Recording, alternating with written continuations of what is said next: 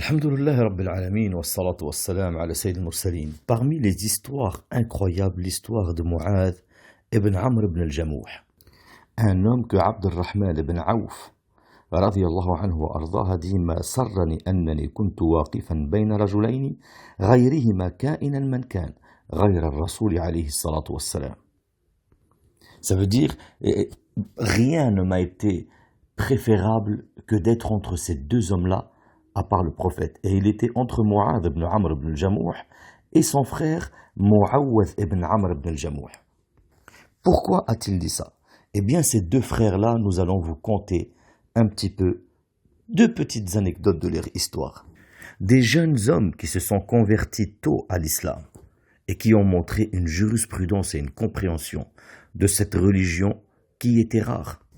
D'ailleurs, quand on a expliqué à Mu'adh qu'est-ce que l'islam, il s'est converti à l'islam immédiatement.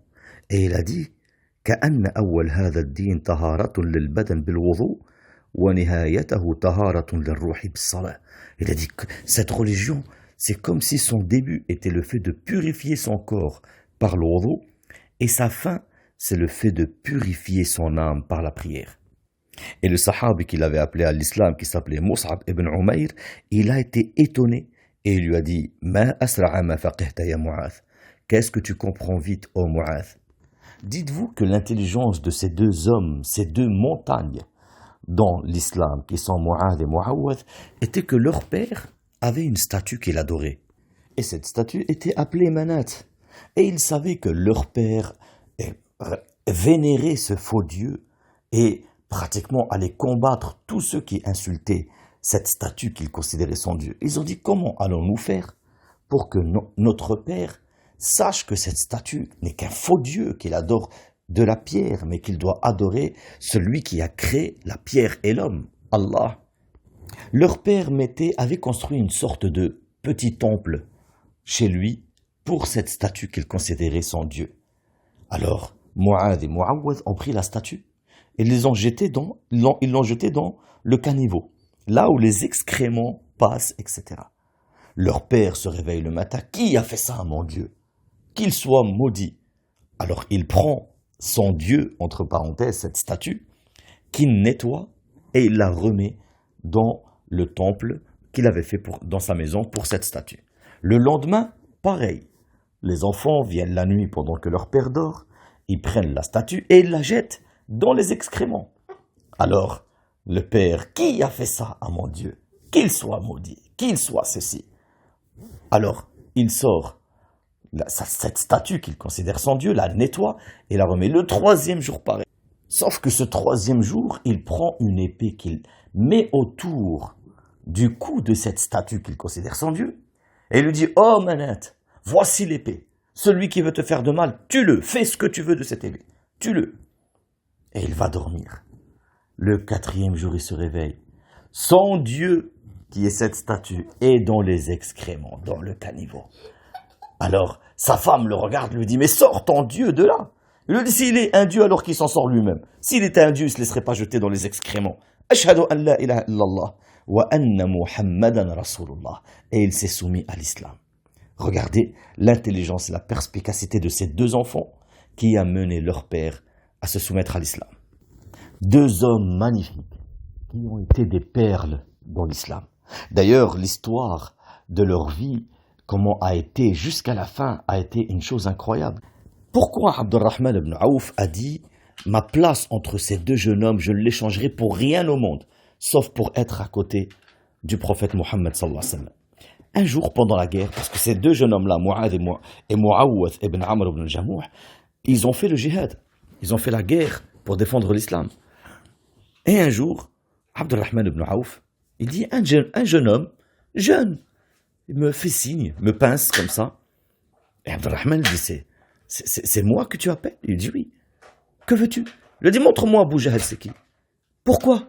Il dit, j'ai entendu qu'il insulte le prophète et qu'il veut tuer le prophète. Wallah, si je le vois, je m'abattrai sur lui. Soit je meurs par sa main, et dans ce cas-là, je serai martyr, soit je m'abattrai jusqu'à ce que je tue l'ennemi d'Allah.